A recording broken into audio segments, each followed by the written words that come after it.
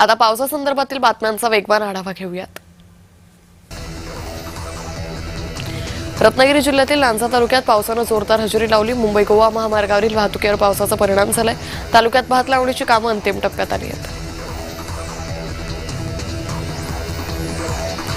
खडकवासला धरणातून मुठा नदीतील विसर्ग कमी करण्यात आला। 8,777 वरून 6,213 क्युसेक पर्यंत कमी करण्यात आला।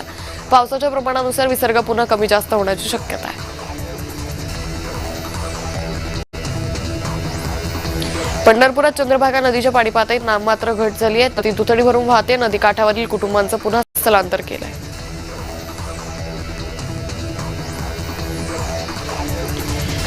नाशिक जिल्ह्यातील घाटमाथ्यावर पुन्हा जोरदार पावसाचा इशारा आहे। घाटमाथ्यासाठी येलो अलर्ट जारी केलाय। उर्वरित भागात हलक्या ते मध्यम सरींचा अंदाज आहे।